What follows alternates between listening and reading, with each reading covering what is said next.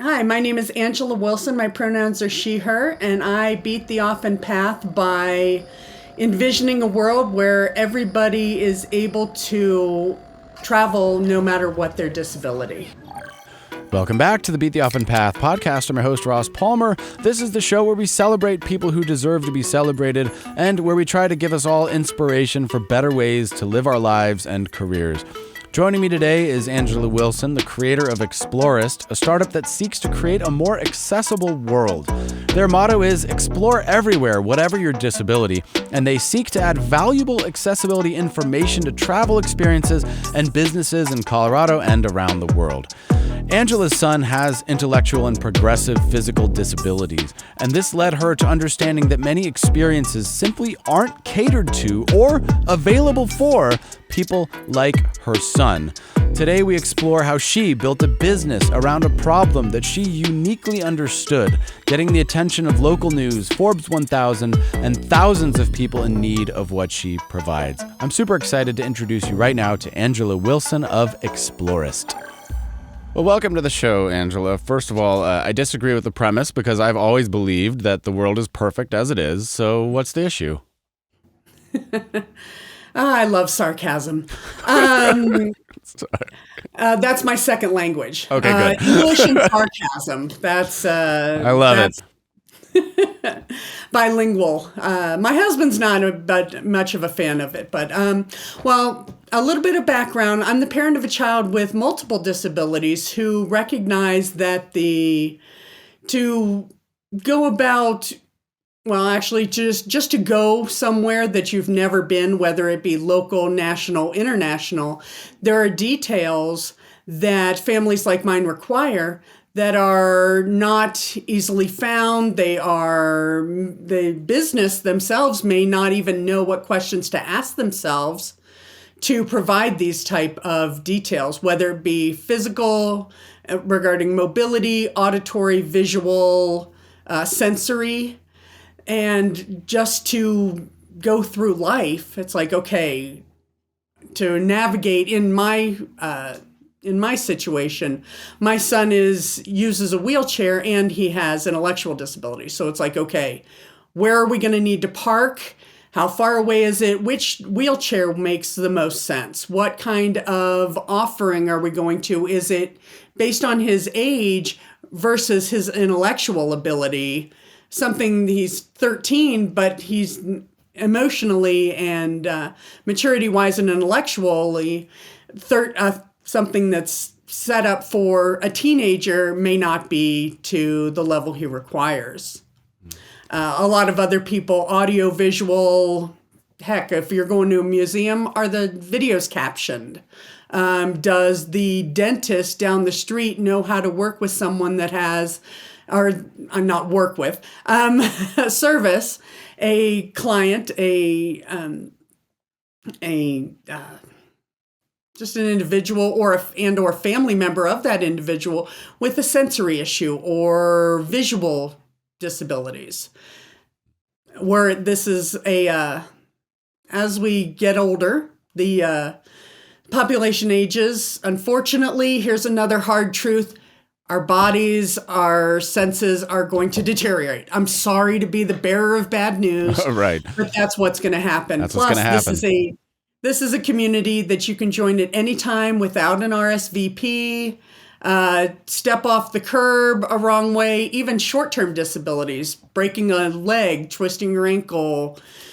And that's just mobility. There's a lot of other nuanced concerns that people require that the standard population really just doesn't think of unless they're confronted by it.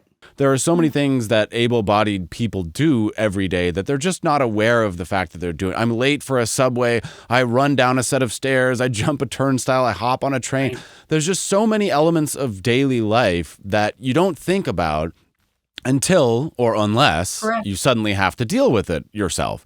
And that could be a tragic accident. I've had a guest on the show who had a spinal cord injury, avid a motocross racer, great guy, a good friend of mine out here, and he got paralyzed from the neck down and suddenly woke up from being a superstar athlete to not being able to do anything overnight. And then that began a very long process towards him being an incredible activist now and doing amazing things. But unless or until people find themselves in that type of situation, they're just generally not aware of the types of hardships. And we know that life is hard enough, as I've said before, hard enough for anybody in the best of circumstances. Hard enough for you, hard enough for me. It's hard for everybody to live, to make a living, to survive, to thrive. Now throw on just a mountain of other challenges on top of that, and it's easy to see how tough things can get.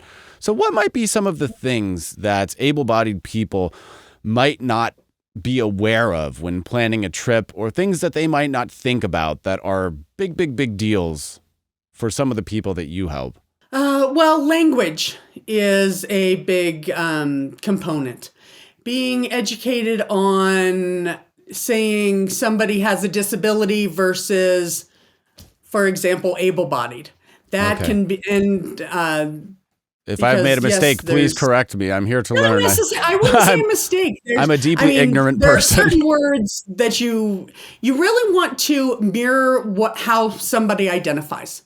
Sure. Some people like the words special needs, others like disability, because we're all special, and some people can see it as not infanticide, just like treating someone like a child. Oh, I see. Just being aware of language.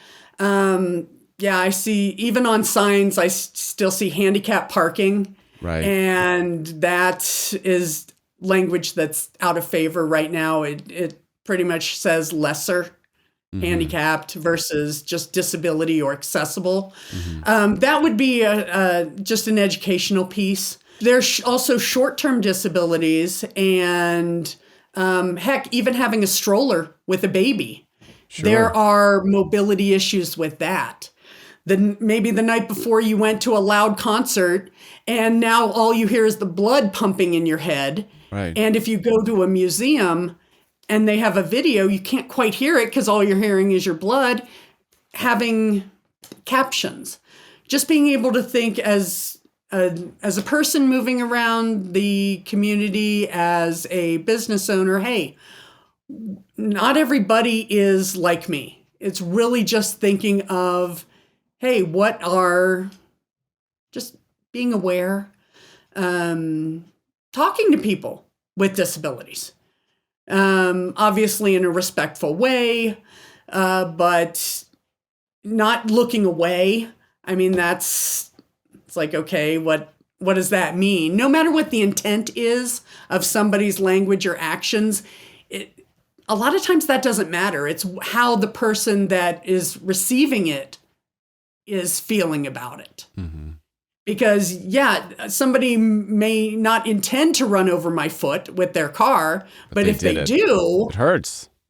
Yeah, exactly. And they need to either apologize or find a way to reach some sort of consensus. I mean, hopefully not going to court in that respect, but being able to say, and even not something that extreme, it's, hey, I'd love to learn more about you, and not just treat you as your disability as well. Mm-hmm. Like I mentioned, if you know someone with a certain disability, you only know one person with a disability. Right. You cannot just assume that the entire community is the same as one or two people that you know. Sure. We're all individuals. We want to be treated as such. I do not want my son, Samuel, to be treated any differently. I mean, there are adjustments that need to be made. Not saying that there's not, but still, hey, he's a person. He has a brain. He has feelings and thoughts, and but asking those questions and saying, "Oh yeah, hi, how are you?" and talking to the person. So, what kinds of trips then are you envisioning? What would an ideal situation look like? If I'm looking to book a trip, what could you provide? Every place should be mapped.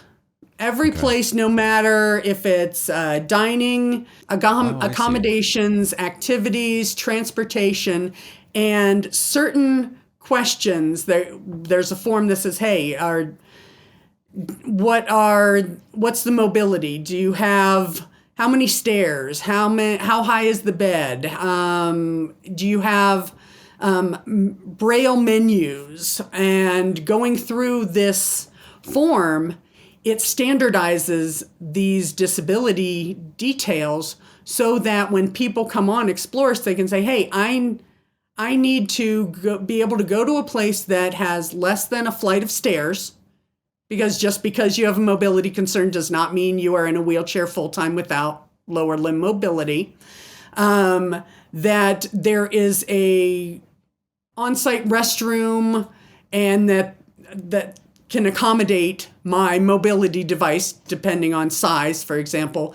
And there's parking either on street in a designated spot kind of thing. And you can narrow down the pretty much all possibilities based on those granular filters. That makes sense. So at the end, and then you book yourself. You don't have to, oh, now I know some information. Like, for example, going on TripAdvisor, okay, I know the times, the dates, okay. Now I have to call them or email them to find these details. These are already standardized and filterable that it can narrow it down for you. As much as, I mean, not super duper granular, but many of the large disability category questions that people have from my communication and relationships with different disability groups, that, hey, what are the barriers that you are facing? Whether it be, again, is it physical? Is it visual, attitudinal, those sort of things. So that's where it's different than some of the disability travel organizations that are out there. A lot of those are, hey, we're putting together this trip with this itinerary, and you're either all in or find a different trip. Maybe if I don't want to do those specific things, let me look at, hey, I want to go to a baseball game, this certain restaurant, and can we do it all on the subway or train or bus system or whatever in that specific locale without having to do your own research. What do you think would motivate a business like that to reevaluate that and to update their business practices to be more inclusive? There's a lot of the CDC, at least in the U.S., there are global not-for-profits as well that compile information regarding the breadth and depth of the disability community. In the U.S., about 15 to 25% of people have a disability that affects everyday life.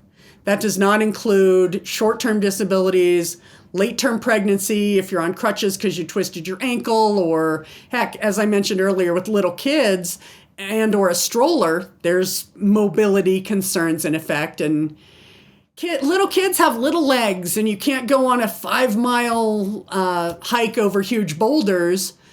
That's some of the information that you would need for a mobility.